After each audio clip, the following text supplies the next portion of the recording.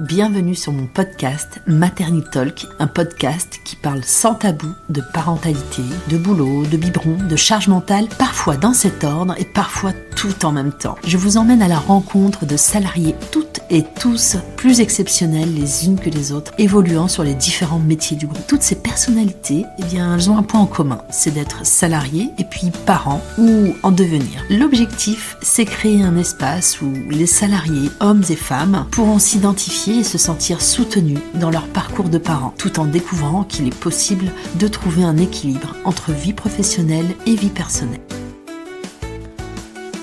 Il y a des parcours qui impressionnent dès qu'on les découvre. Des femmes qui affrontent des épreuves que peu peuvent imaginer et qui ouvrent des chemins, inspirent et transforment tout autour d'elles. Des moments où la résilience devient une véritable force quotidienne. Aujourd'hui, au micro de Maternity Talk, c'est une femme époustouflante, authentique et inspirante qui nous parlera de leadership et de son puissant engagement, mais aussi d'endométriose. Elle a survécu à un très grave accident lié à cette maladie, une épreuve qui aurait pu tout arrêter. Mais elle a choisi de continuer avec force, bienveillance et écoute. Et elle en est sortie encore plus déterminée à agir et à faire bouger les lignes. Elle est portée par la conviction que chaque action compte pour faire évoluer les mentalités et améliorer la vie des autres. J'ai le grand honneur de recevoir aujourd'hui Assia Benziane, présidente du réseau Mixité à la SNCF.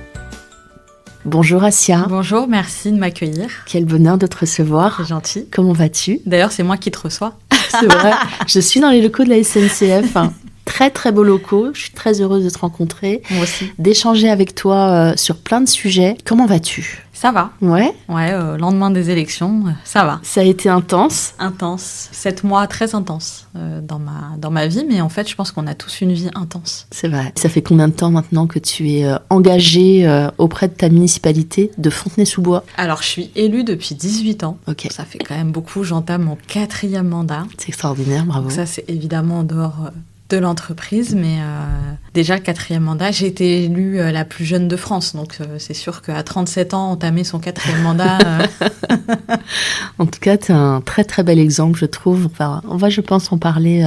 Est-ce que tu peux, pour ceux qui ne te connaissent pas, te présenter ? Alors, en combien de temps ? Parce que je dois respecter le timing. Si moi, je suis une méditerranéenne, hein, je parle beaucoup, c'est ma passion, donc... tu as le temps qu'il te faut. Rapide. Me présenter au sein du groupe ou me présenter qui je suis ? Et comme tu le sens.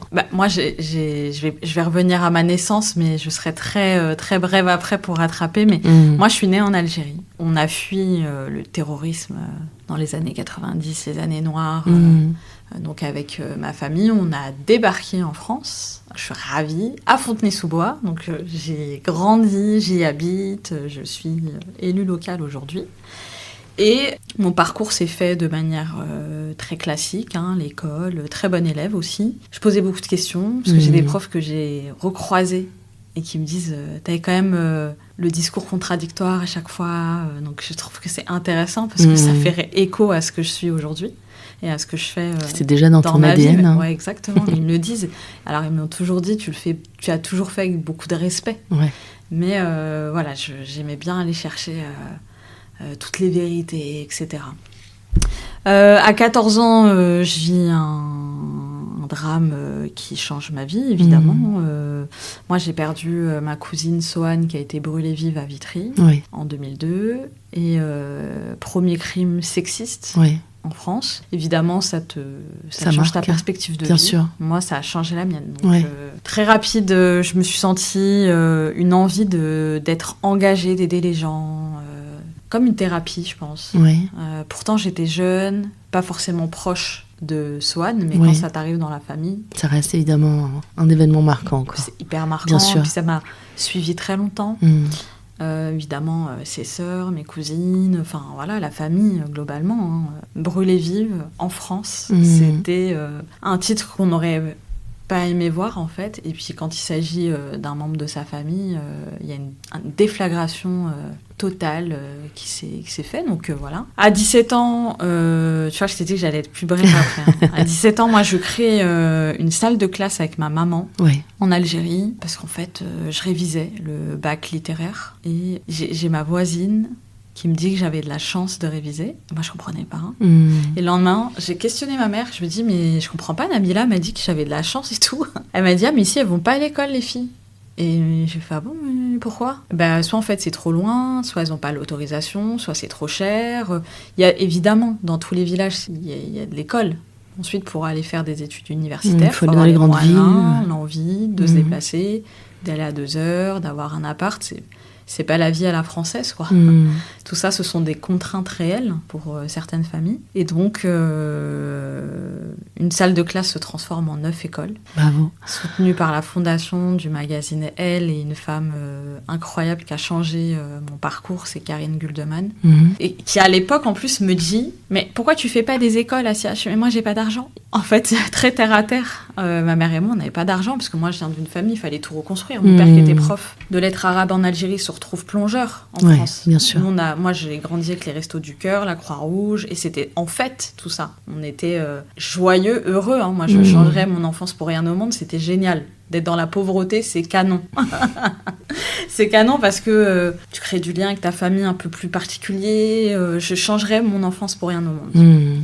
Et donc, moi, très terre à terre, je lui dis, mais j'ai pas d'argent, en fait. Et elle me dit, mais nous, on en a, la Gardère. Et donc, 9 écoles ont été créées comme ça. À 19 ans, je deviens la plus jeune élue de France. Pareil, je connaissais rien au monde politique. Je me suis retrouvée dans un milieu complètement ahurissant, où je cumule. Hein. Jeune, franco-algérienne, femme, pas d'études supérieures. Fallait voir tout ce que je me suis pris. Ouais. Mais bien entourée. J'avais le maire qui était mon mentor, qui est exceptionnel et voilà, que je regrette tous les jours. Je regrette son absence parce qu'il est décédé du Covid, Jean-François Voguet. Et puis après, pareil, 21 ans, je fais les états généraux du magazine Elle.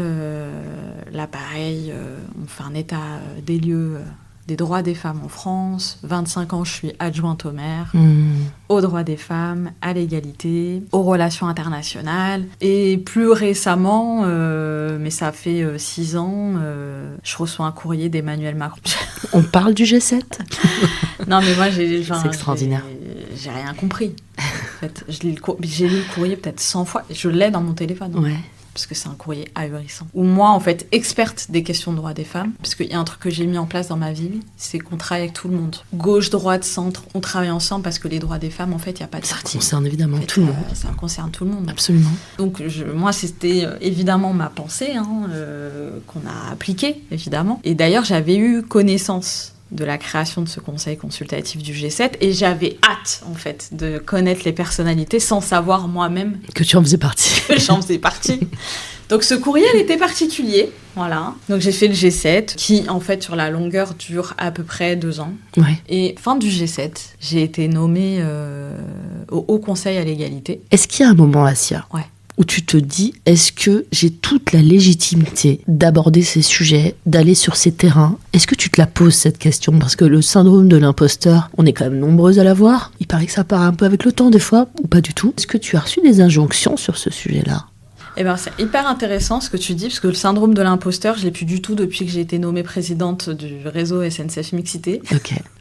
Parce que j'ai été nommée par Marlène Dolvec, qui était numéro 2 du groupe l'année dernière, et par Jean-Pierre Farandou, actuel ministre, mais ancien PDG de la SNCF. Et je me suis dit, mais en fait, si eux me nomment, c'est qu'ils savent quoi. C'est qu'il n'y a pas de sujet, quoi. Non, mais ça veut dire que si moi-même je doutais, eux, ils sont assez au courant avec leurs responsabilités, justement, de faire ce choix. Et donc, la tendance est plutôt inversée.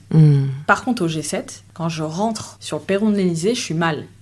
Je suis mal parce qu'en fait, moi, je me suis retrouvée avec Denis Mukwege quand même, prix Nobel de la paix. Okay. Nadia Murad, prix Nobel de la paix. Ina Shevchenko, les Femen. Et du coup, je me retrouve avec des experts du monde entier. Et je me dis, mais qu'est-ce que je fous là ? Je trouve ça extraordinaire. Non, mais je me suis dit, mais qu'est-ce que je fais là ? Et il y a eu un icebreaker un peu intéressant. C'est qu'en fait, on se connaît pas. Et moi, je sais que je vais être dans le groupe de travail des violences sexistes et sexuelles. D'ailleurs, dans mon groupe, il y avait aussi Emma Watson. Il y avait des députées tunisiennes. Enfin, tu vois, il y avait du monde, quoi. Et moi, j'étais là, mais qu'est-ce que je fais ?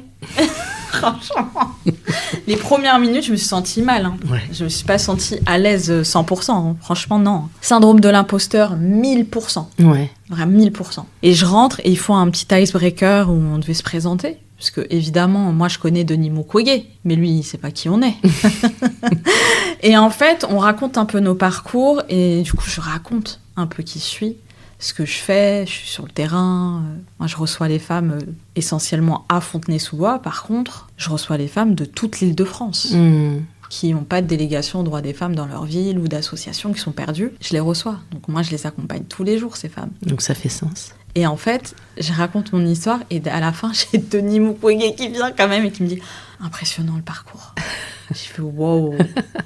J'étais impressionnée et après le G7, et évidemment, tu crées du lien. Je suis partie à l'ONU, à l'Assemblée Générale des Nations Unies. Tu te dis, mais moi, je suis sortie d'un village paumé en Algérie. Je me retrouve aux Nations Unies avec Denis Mukwege à défendre les droits des femmes partout dans le monde, quoi. C'est impressionnant. Mais on va parler de ton rôle modèle et de ce rôle de mentor aussi. J'ai envie de parler de leadership et puis de ton engagement professionnel auprès de la SNCF. Est-ce que tu peux nous décrire une journée type en tant que présidente du réseau Mixité à la SNCF ? Une journée type, journée type, alors déjà, j'arrive pas à 8h ni 8h30.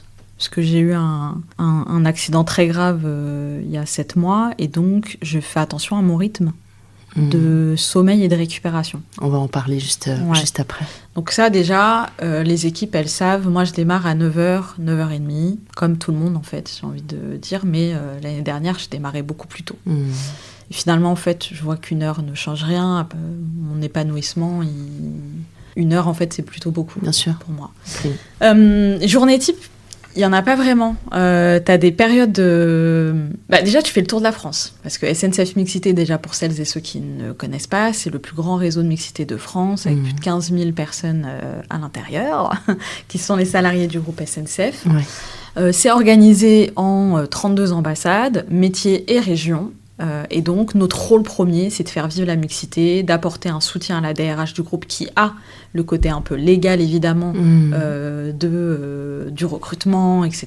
Ouais. Et nous, on va aller sur des sujets pour soutenir la trajectoire mixité qui appartient au groupe SNCF. Chaque entreprise en a une, nous, on en a une. Il y a la parentalité, sexisme, les VSS, il y a plusieurs thématiques, voilà, tout simplement. Et donc, moi, quand je suis arrivée l'année dernière, j'ai mis en place ce qu'on appelle la santé genrée. Je me suis dit, moi, ma priorité, c'est la santé genrée, parce qu'en fait, quelle que soit ta vie personnelle, quand tu traverses des choses dans ta sphère privée, t'arrives au travail, t'es la même personne. Tu vas pas te dédoubler, en fait. Tu peux pas te dire 100%, tu te concentres alors que tu dois te faire une piqûre pour ta PMA à 17h. Enfin, voilà, il faut être concret. Bien sûr. Et donc, il y a eu énormément de succès, vraiment. Moi, j'ai été dépassée par le succès de la santé genrée, parce qu'on a 1500 adhérents en plus en un an sur le réseau. Ok. C'est énorme. Moi, je suis arrivée il y a un an, donc je fais le bilan sur une année. On a parlé de la PMA, on a parlé du deuil périnatal, on a parlé de la ménopause, encore hier. On a eu 500 personnes connectées sur une conférence. On a offert une application qui aide à l'accompagnement de la péri et de la ménopause, qui s'appelle Omena. On parle d'endométriose le 9 avril prochain, où on reçoit d'ailleurs Enora Malagré. On a parlé de Movember, tout ce qu'on fait pour les femmes, on le fait pour les hommes. On a parlé de ménopause, on a fait l'andropause, on a fait la santé mentale, on a fait tout ça là, on l'a balayé. Ça aborde vraiment en fait tous les sujets humains sujets. Et de santé. Exactement. Et en fait, il y a eu un retour en se disant... il y a une utilité. La deuxième année du réseau, là, je entame ma deuxième année, ce sera sur les VSS, les violences sexistes et sexuelles dans les transports en commun. Parce que on doit aussi être dans le maillon de la chaîne. Bien sûr. Qui protège les personnes qui sont sur le réseau ferroviaire de la SNCF. Voilà, tout simplement. Donc, il y a ça, mais par contre, on va aussi aborder la parentalité. On va lancer une vague de mentorat sur la parentalité en juin, qui s'appelle Parentrain, qui a été imaginé par Laetitia Robillard chez Eurostar notamment. Je pense que tu l'as rencontrée. Tout à fait, ouais. Donc on va toucher à tous ces sujets-là, et puis on va faire des conférences, des ateliers développement personnel, sur la confiance en soi, sur le fait d'oser, mais aussi on va parler d'argent dans le couple, de répartition, on va s'autoriser tous les sujets. Tu as un parcours incroyable auprès de la SNCF. Tu as démarré chef de bord, il me semble. Oui. Comment ton parcours de terrain influence-t-il ta manière de porter les sujets de mixité et d'inclusion aujourd'hui ? peut-être ce qui revient le plus quand on me rencontre, c'est t'as un côté hyper naturel. Peut-être que c'est ça. En fait, je vais pas jouer de rôle. Quand j'ai été nommée à la tête du réseau, j'ai fait un tour de France en 3 mois. Ouais. Et au lieu de dire, moi, mes perspectives pour le réseau, c'est ça, je leur ai raconté exactement qui j'étais. Je suis née en Algérie, j'ai fui le terrorisme, voilà où j'en suis. J'ai raconté ce que je t'ai raconté, en fait. Et donc, je leur ai dit, l'histoire que j'ai, c'est une histoire commune. D'être dans une famille, dans un HLM avec des difficultés financières et d'ouvrir aux huissiers à 10 ans, c'est pas une histoire singulière. C'est une histoire que tout le monde connaît. Peut vivre, bien sûr. Vivre. Et en fait, quand je racontais ça, je voyais que les personnes hochaient la tête. Bah oui, en fait, je juste me raconte parce que... Et d'ailleurs, c'est ce que j'avais dit à Jean-Pierre Farandou quand je l'avais rencontré. Je lui ai dit, monsieur le Président, je vais vous raconter qui je suis. Et j'ai raconté qui j'étais. Simplement. Bah oui, j'ai pas dit, oui, mon ambition, c'est plus 4%. Non, Ça, évidemment, j'ai des ambitions que le réseau reste le numéro 1 de France, qu'on soit toujours au cœur de l'actualité, des bons sujets, de les amener, etc. Mais en soi, en fait, c'est un réseau d'humains. On traverse des choses, on va les mettre en lumière, on va écouter les 15 000 personnes qui ont des choses à nous dire. Et c'est ça, en fait. Et donc, je pense que ça vient de là, peut-être, le fait de se dire je marque les esprits en quelque sorte, si je peux le dire comme ça. Et quels sont les principaux freins que tu rencontres pour faire avancer justement cette mixité dans une aussi grande entreprise industrielle qu'est la SNCF ? La chance que j'ai, vraiment, il n'y a pas de frein. C'est vrai ? Ah non, il n'y en a pas. Il n'y en a pas et moi je suis ravie déjà d'avoir un réseau de mixité dédié dans une entreprise avec un budget, des personnes qui travaillent à 100%. C'est déjà un cadeau. C'est pas donné à toutes les entreprises d'avoir un réseau. Et moi, ce que je préconise vraiment, c'est d'avoir un réseau en interne, ça aide. Donc moi, j'ai pas de frein. C'est ça qui est exceptionnel. Et vraiment, je le dis, si j'avais eu des freins, je l'aurais dit aussi de la même manière. Après, peut-être le frein numéro 1, c'est les mentalités. En fait, on est 160 000 à peu près en France, un peu plus de 200 000 à travers le monde. Évidemment, tu composes avec tous les salariés du groupe SNCF qui ont des visions différentes de la mixité. Et donc, c'est aussi de convaincre, de mener des choses. C'est plutôt sur les mentalités, c'est pas du tout les moyens. Les moyens, on les a. C'est porté par notre président Jean Castex, c'est porté par Muriel Signoret, par l'ensemble des membres du COMEX. Vraiment, on a des temps forts, on fait une semaine de la mixité, parce que nous, le 8 mars, ça dure une semaine. C'est repris partout. Les établissements ont quand même une liberté de mettre en place leur propre projet sur la mixité. Enfin, honnêtement, on va plus avoir des freins de mentalité, de convaincre les personnes de pourquoi la mixité c'est bon. La mixité c'est bon parce que ça améliore la performance du groupe global. Certainement. Évidemment que si tu as 6 personnes qui sont 6 copier-coller de la même personne, ton projet il est moins funky que si tu avais 6 personnes différentes, d'horizons différents. Et ça donne pas du tout la même chose. J'ai envie de parler de ton rôle modèle auprès des jeunes femmes. Quand tu rencontres des jeunes femmes, que veux-tu qu'elles retiennent de toi avant tout dans ton parcours ? Alors, ce que je dis, parce que c'est une bonne question. Moi, par exemple, j'ai pas d'études supérieures. Moi, j'ai juste un bac littéraire en poche. J'ai eu la chance, grâce à la SNCF, de passer un équivalent de BTS. Donc, j'ai validé un BTS. Au moment du G7, d'ailleurs, c'était une année incroyable parce que je passais un BTS. Je trouve ça extraordinaire ce que tu me racontes. Non, c'était... Excuse-moi, je termine mon BTS et j'ai G7. Là, pas tout de suite. Je trouve ça génial. Mais en fait, ce qui est cool aussi, c'est que la SNCF te permet, je ne vais pas beaucoup parler de la SNCF, mais moi, je suis rentrée à la SNCF, j'étais contrôleuse chez Transilien. 12 ans après, je suis présidente du réseau de mixité. Et donc, évidemment, on peut évoluer, il y a 1000 métiers à la SNCF, et ça, pour le coup, je leur dis aux jeunes femmes, c'est possible d'être dans une entreprise industrielle où tu penses que c'est pas fait pour toi, et puis d'évoluer sur des aspirations qui te concernent.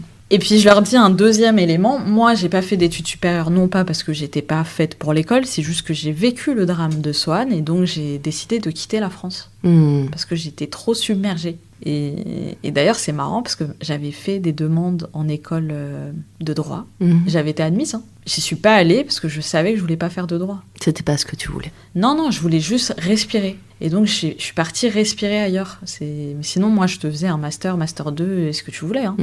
Et je l'ai pas vu.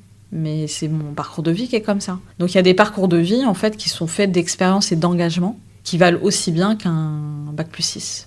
Comment encourages-tu les jeunes à ne pas se laisser freiner par les injonctions ou par les stéréotypes liés au genre ? En fait, on n'a rien à perdre. En fait, quand tu perds tout très tôt, t'as rien à perdre. Et donc, c'est une forme de résilience.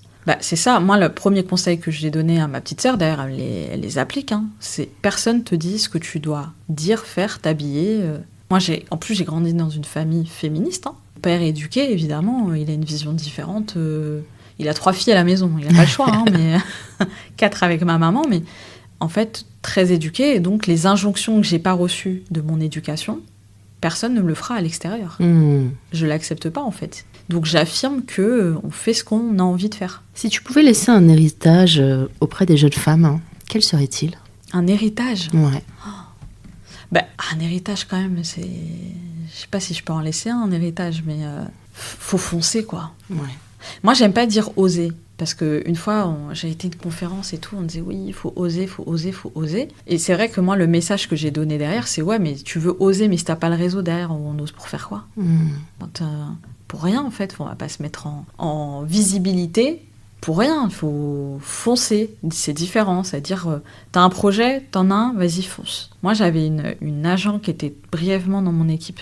Parce que j'ai fait contrôleuse Transilien, chef de bord grande ligne chez Ouigo, et ensuite j'ai fait responsable d'équipe train, donc manager des chefs de bord chez Ouigo. Et je me souviens, il y en avait une qui passait un CAP de pâtisserie, qui l'avait raté. Je lui ai dit, c'est pas grave, tu vas le refaire. Et si tu rates la prochaine fois, c'est pas grave, tu vas le refaire, jusqu'à ce que tu l'obtiennes. Ne pas lâcher, quoi. Tu lâches pas. Tu lâches pas. Tu vas prendre quoi ? Du retard sur la vie. Mais tu sais pas si tu vas mourir à 30 ans ou à 80. Tu prends de l'avance, en fait. Tu vois la manière de... Prends ton temps, quoi. Ne rien lâcher. Mais non, lâche pas. As-tu déjà été confrontée à une situation où une jeune femme t'a dit ton parcours me donne envie d'avancer ? Comment ça t'a fait sentir ? Ouais, j'ai un exemple qui était fou. C'était il y a 2 ans. Ouais.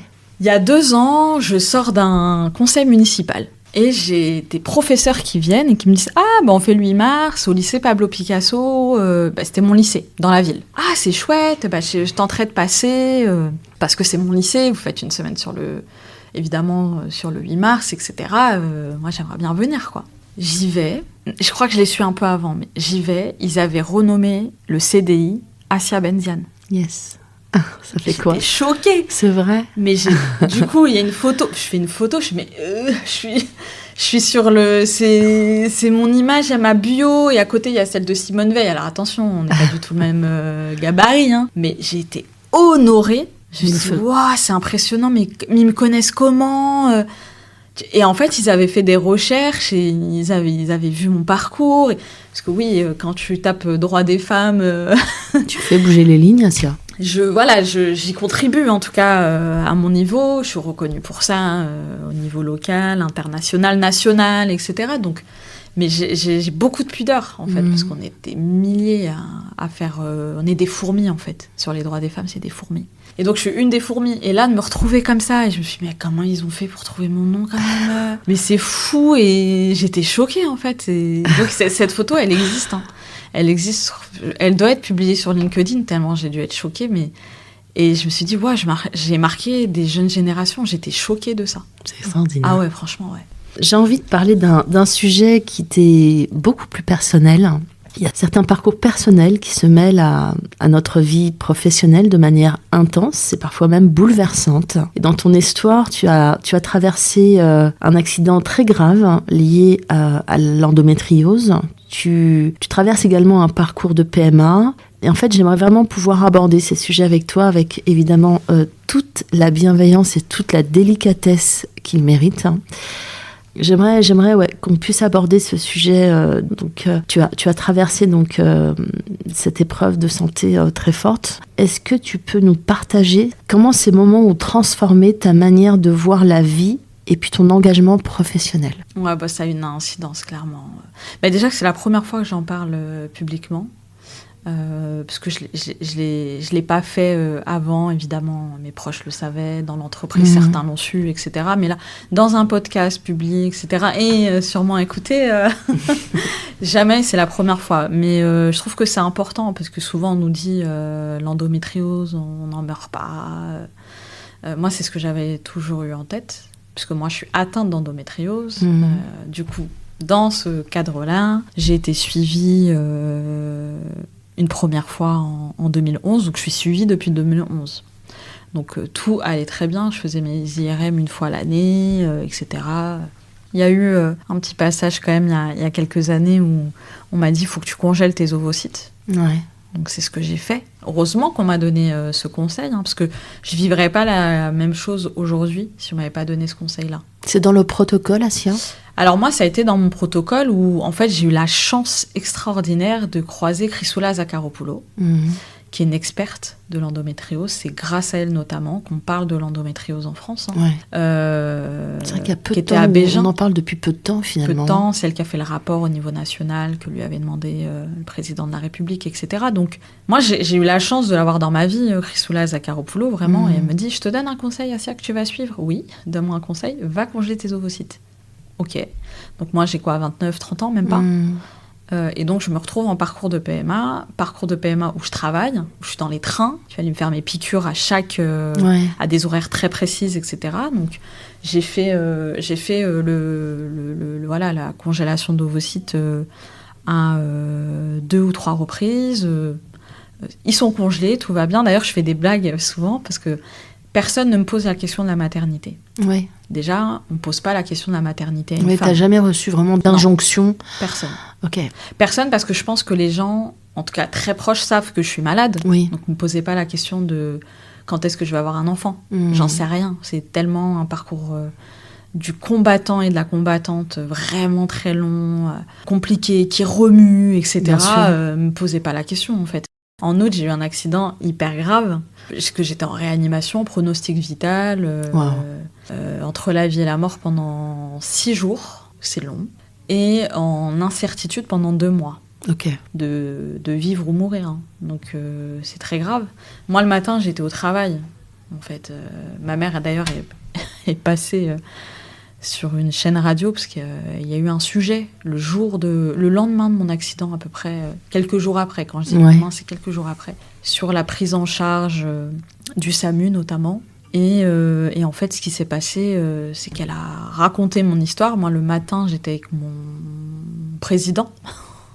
On était sur une étude sur un baromètre sexisme. Je lui détaillais les éléments, mais je me sentais mal depuis quelques jours. Et en fait, là où moi, je m'en suis beaucoup voulu, c'est que les douleurs que j'avais, c'était comparable aux douleurs de l'endométriose que je ressentais déjà.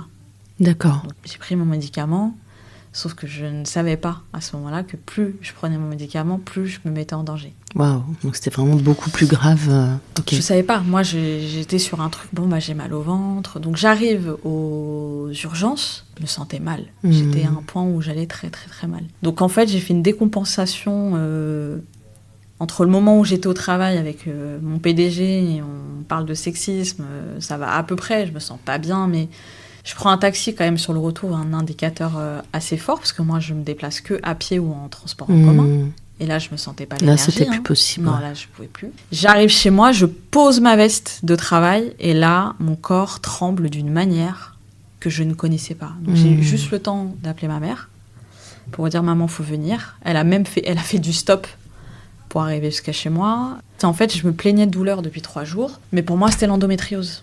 Donc, je me suis pas donné plus que ça. Les pompiers viennent, me transportent à l'hôpital, mes examens, ils me passent de la morphine et ça va mieux. Donc, je me dis, c'est cool, je vais pouvoir partir.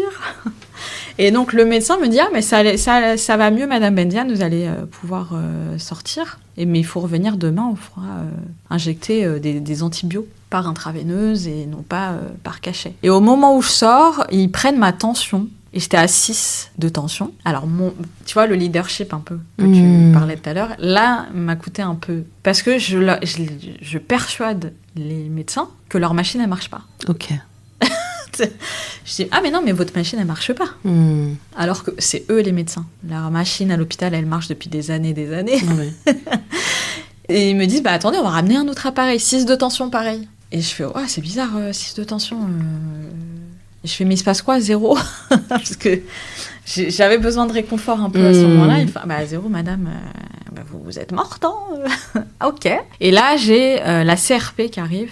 Je pense que la CRP, c'est l'indication que ton corps combat une infection. Ouais. En gros, la valeur très faible, j'étais à 244. La valeur, je crois que c'est 3. Il faut être en dessous de 3, 244. Et là, je vois plein de monde autour de moi. Je sens l'ambiance changer. Donc tu comprends que là... Non, j'ai pas compris tout de suite. Ok. Et d'ailleurs, ils font un truc que je vous souhaite pas, mais quand le médecin rentre dans la chambre, plus ma maman était partie, parce qu'ils lui ont dit juste avant que j'allais pouvoir sortir, en fait. Donc maman était soulagée et est partie. Et le médecin arrive, et non, là, il faut un truc quand même assez impressionnant, mais qui est important, c'est qu'ils te disent ce que tu as. Donc vous faites un choc septique sévère, vous êtes en pronostic vital engagé, on vous transfère en réanimation. Okay. Vous êtes entre la vie et la mort. Ok, comme ça. Donc 4 phrases comme ça. Puissantes. Ah, mais moi, j'étais qui t'ont ahurie. Ouais, c'est ça. Bah, j'ai eu un gros coup de massue. Je fais, attendez, de qu'est-ce que vous me racontez ? Ce matin, j'étais au travail. Comment je vais être transférée en réanimation à Bégin Vous me racontez quoi ? Ils te le verbalisent, en fait. Oui. Et c'est important parce que moi, j'ai compris tout de suite. Après, j'ai été témoin de l'appel qu'ils ont passé à ma famille. Hein. Comment ça, ma fille ? Vous m'avez dit qu'elle allait mieux. Comment ça, elle est en réanimation ? Enfin, les montagnes russes. Hein. Montagnes russes que je souhaite à personne parce que j'étais consciente de tout.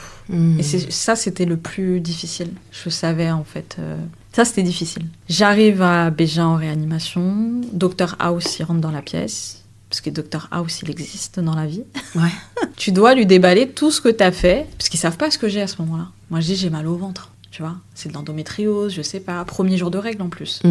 J'étais garnie ce jour-là. J'avais des douleurs, quoi, mais c'est lié à ma pathologie, c'est normal. Et en fait, non, c'est des douleurs de choc septique sévère. Quand même. C'est extrêmement grave, en fait. Donc, c'est là où je me suis dit, ah ouais, on est mal informés sur les douleurs, qu'aurait dû m'alerter quand même avant. C'est ça. Je mangeais plus depuis 3 jours, j'avais pas fait attention. Enfin, bref, j'arrive en réanimation, Dr House, il arrive, hein, tu lui dis tout. Tout ce que tu as fait, manger, t'étais où, quel pays, tu lui déballes ta vie. Et 4 heures après, il pose le diagnostic. Et c'est l'endométriose qui a infecté un de mes organes, qui s'est infecté, et qui m'amène sur un lit d'hôpital entre la vie et la mort. Et moi, je suis choquée d'apprendre ça. Je dis, mais attendez, vous nous dites depuis la nuit des temps qu'on ne meurt pas de l'endométriose. C'est pas cohérent, là, ce que vous me dites. Oui, en général, les femmes comme vous, on les voit ici en réa. Je dis, c'est super. J'aime vivre cette expérience. Il manque une info en amont, quoi, de prévention. Peut-être pas d'alarmer, parce que le tout étant pas de stresser tout le monde. Mais ça existe, il faut le dire en fait. Ouais, c'est ça. Faut le dire. Tu vois, pourtant je fais mes examens. Hein. Je suis une bonne élève. Hein. Examens, etc. Et ce truc traînait. Et je ne l'ai pas vu. Et puis ensuite, il y a l'opération de la vie. Je l'appelle comme ça parce que c'est l'opération et je souhaite à personne de vivre ce que j'ai vécu. Où je suis partie au bloc opératoire en ayant conscience que j'allais me réveiller ou pas. Je savais que c'était une chance sur 2. Et alors moi, très sympa, merci d'être venu, parce que c'est les Avengers qui m'ont opéré. Ouais. C'est des chefs de service. Voilà, je me suis dit, ah ouais, c'est les chefs de service qui viennent à ça, c'est que vraiment... Ouais, ça met une pression supplémentaire. C'est vraiment là, t'es sur au plus le mal, niveau, quoi. Ouais. T'es à un niveau de gravité que tu sais même pas. Et par contre, ce qui m'a sauvée, je pense, c'est ce côté très solaire que j'ai gardé. Tout le monde me l'a dit, ma médecin, celle qui m'a sauvé la vie, évidemment, avec qui... tu noues une relation quand même très particulière. D'ailleurs, c'est elle qui vient le 9 avril parler de l'endométriose. D'accord. C'est celle qui m'a sauvée. Et franchement, elle me dit, mais je me pensais que vous m'étiez trompée de chambre en réa parce que vous étiez hyper consciente. Et je pense que c'est ce qui m'a fait tenir. Hein, parce que moi, j'ai débarqué en réanimation. Je dis, mais c'est pas mon monde, en fait. Qu'est-ce que je fais là ? Qu'est-ce que je fous là ? Ouais, Pendant 6 jours, j'étais là, mais qu'est-ce que je fous là ? Et donc, l'opération, voilà, c'est la vie ou la mort. Hein. Moi, je savais où j'ai le réconfort de l'infirmière de bloc. Elle me dit, Assia, ça va aller, mon chaton. Des mots de maman. Les mots que je pouvais pas avoir de ma maman qui attendait là-haut. Et je les ai eus d'elle et ça a fait du bien. Et je suis partie en douceur dans l'opération et en me disant, elle m'a apporté ce qui me manquait, quoi. Ma maman, quoi. Tu vois, on parle de maternité. Je suis très touchée là. Hein. Ouais, et je le dis sans pleurer parce que j'ai mis beaucoup de temps. Enfin, là vraiment, c'est la première fois que je raconte ça. Hein, je me livre mais tu vois, en fait, ce qui te manque, c'est ton papa et ta mère. Quoi. C'est juste ça, en fait. Quelques temps avant, en plus, tu vois, j'ai signé mes directives de fin de vie aussi. Tu vois, la violence dans le monde que je me suis retrouvée dans un truc. Tu te dis, mais c'est fou, et je ne l'ai pas vu, et ça a changé énormément de choses. Justement, c'est ce que je voulais te poser comme question, c'est quand tu traverses des moments aussi bouleversants, aussi puissants, est-ce qu'il y a un avant et puis un après finalement, et qu'est-ce qui a changé en toi, dans tes priorités, dans ton rapport au travail, dans ton équilibre de vie? Ça a changé énormément de choses. Ouais. Énormément de choses. Déjà, j'ai eu cette opération-là, je suis restée plus d'1 mois à l'hôpital. J'ai réappris à marcher, tu vois, je marchais plus. J'étais faible, j'ai perdu 8 kilos rapidement parce que j'ai pas mangé, je me suis pas nourrie pendant 3 semaines. J'ai fait une aversion du sucre, ça c'est plutôt cool. Je ne mange plus de sucre, à part chocolat Lindt 85%. Mais j'ai fait une aversion du sucre, etc. Donc déjà, j'ai eu une reconstruction impressionnante par la suite. Difficile. Parce que ça me ressemblait pas. J'étais pas dans un endroit... Parce que tout à l'heure, tu me disais, oui, quand t'es présidente, c'est quoi d'un réseau, c'est quoi ton rythme de vie? Moi, mon rythme de vie, ma journée type, c'est je vais au travail, ensuite j'enchaîne à la mairie, et puis j'ai des dîners le soir qu'on voit pas, et puis tu fais le tour de la France, et puis t'es à droite, et puis t'es à gauche, donc j'avais vraiment ce rythme-là tout le temps, avec des enjeux importants, des réunions très importantes, comme tout le monde aussi, mais c'était ça, enfin moi je travailler, je rentrais, c'est pour ça que on disait tout à l'heure en préambule, et je pense que c'est pour ça que mes commerçants me connaissent bien, j'ai pas le temps de cuisiner, ça n'existe pas chez moi ça. Mais là tu te retrouves juste là je suis retrouvée, ouais. Parce qu'on vient de m'annoncer. Je suis 6 jours entre la vie et la mort, alors que je pensais que j'avais juste mal au ventre. En fait non, j'étais dans le cas le plus grave de la forme de l'endométriose qui t'amène sur un lit d'hôpital, et que je le savais pas, personne me l'avait dit. Pourtant je suis bien suivie. Tu vois. Et donc après il y a la reconstruction physique. Ensuite il y a une deuxième opération parce que je me fais opérer une seconde fois par un robot. Ok. Ouais, par un robot, par un autre médecin qui je dois beaucoup parce que c'est lui qui m'accompagne. Donc c'est docteur Bendifala, docteur de Bégin, c'était docteur Verkoff. Et en fait je me fais opérer par un robot. J'étais ahurie. Donc lui il est aux manettes et il m'opère, et parce que pendant 2 mois je sais pas si je vais vivre en fait. Si l'infection elle revient, l'infection est revenue, tu repleures, parce que tu pleures beaucoup. Et puis après tu essayes de reprendre le dessus. Et donc ce qui a changé à mon retour, 3 mois après, parce que je pouvais m'arrêter plus longtemps, mais j'avais un besoin de retrouver une vie et une stabilité que j'avais plus. Et j'avais besoin de recontrôler ce que je faisais. Donc je suis revenue au travail avec beaucoup de douceur, et puis un accueil exceptionnel, des messages, vraiment tu te sens accueilli en fait. C'est tout cet élan de bienveillance qui t'a au travail, permis de continuer. Ça m'a fait du bien. Ouais. Tu vois, la RRH qui me dit Assia, si t'as besoin, je suis là. Ma N+1 qui m'envoie tout le temps des messages, Jean-Pierre Farandou qui m'envoie des messages, des collègues, le réseau mixité. Enfin, je me suis sentie accueillie au travail, et ça, je connaissais pas, moi. J'avais jamais été en arrêt maladie. Donc voilà. Et ce que j'ai changé, déjà, je prends mes 2 jours de télétravail, et donc ça fait du bien.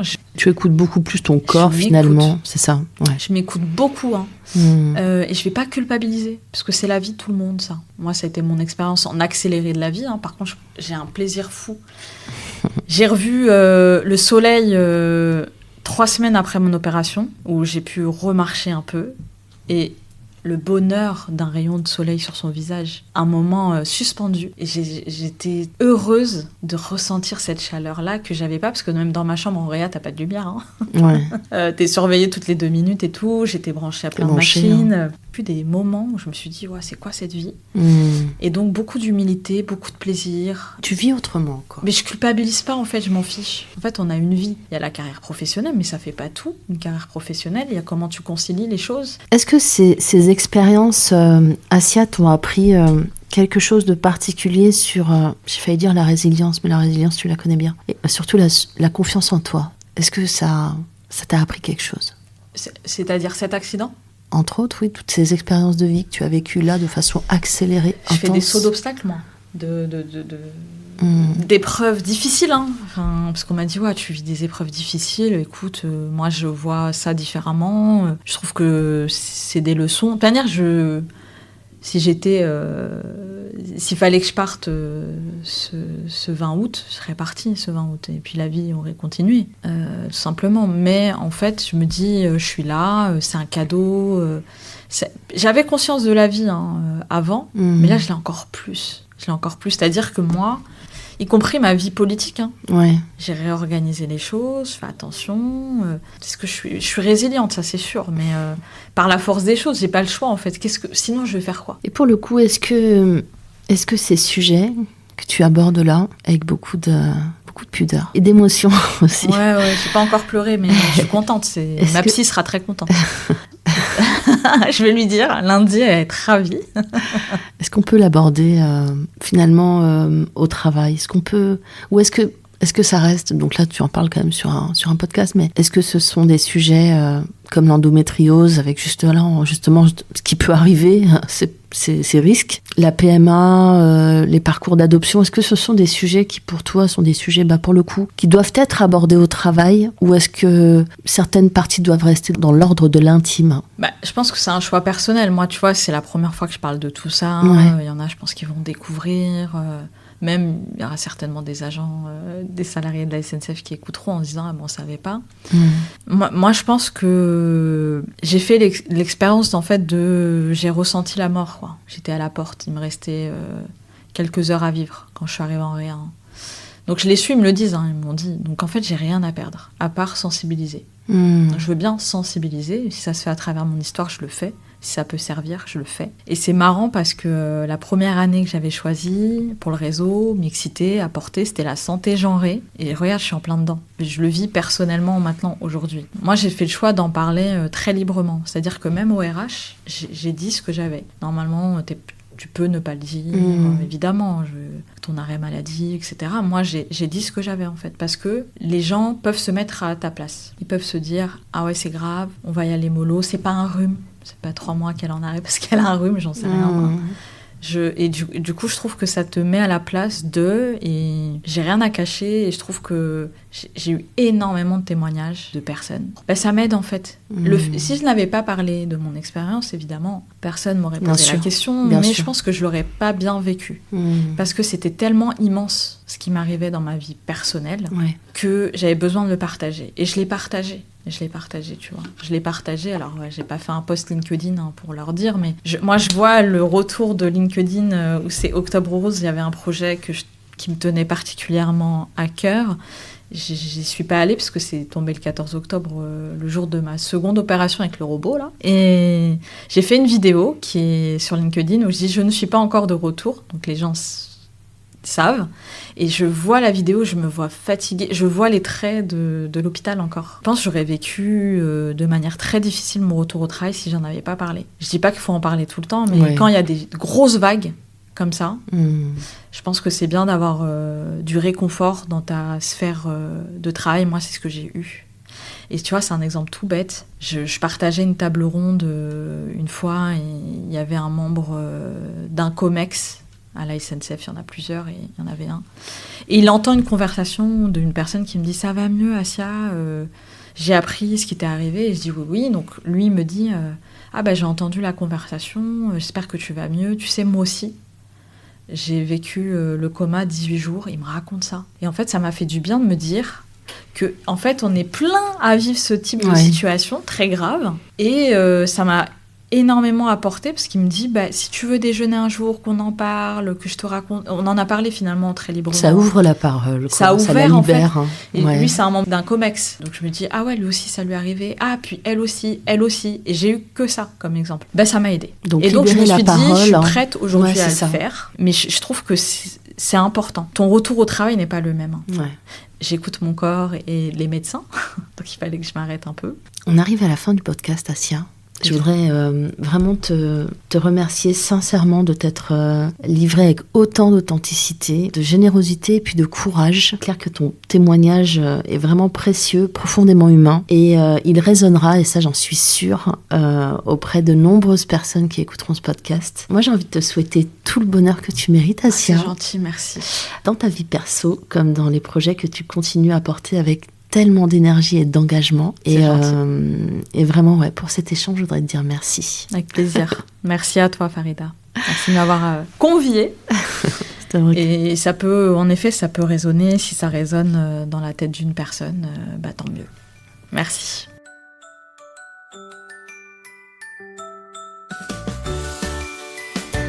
En attendant le prochain épisode, abonne-toi, partage ce podcast avec tous les parents de ton open space et surtout déculpabilise. On est là, on est ensemble et on fait surtout de notre mieux parce que la parentalité en entreprise, ce n'est pas un détail dans un CV. C'est une expérience à part entière qui est pleine de défis, de fierté et parfois même de doutes.